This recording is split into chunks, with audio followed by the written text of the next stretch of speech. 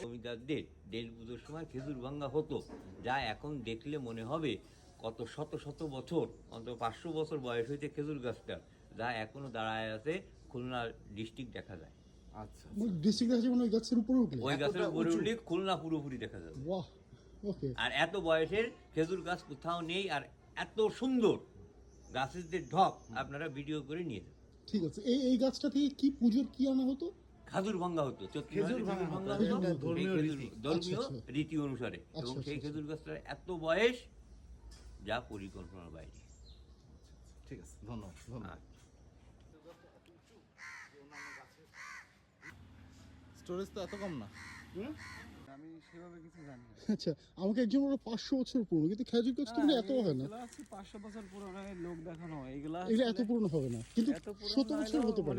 Surely কেউ জানে না। কেউ জানে না, যে ঠিক। কতদিন বয়স ঠিক। এটা হচ্ছে সেই ঐতিহাসিক খেজুর গাছ। আগে এখান থেকে খেজুর ভাঙানো হতো পুজোর সময়, কিন্তু এখন আর ওটা করা হয় না, কারণ গাছটা এত বড় হয়ে গেছে, এটা মাথা পর্যন্ত যাওয়া এখন খুবই মুশকিল। যা হোক, পুরোহিতের বক্তব্য অনুযায়ী এই খেজুর গাছের মাথায় উঠলে সেখান থেকে খুলনা শহর দেখা যায়।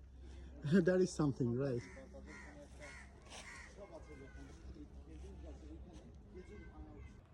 তুই কম আস, তুই তো ইম্পর্টেন্ট না।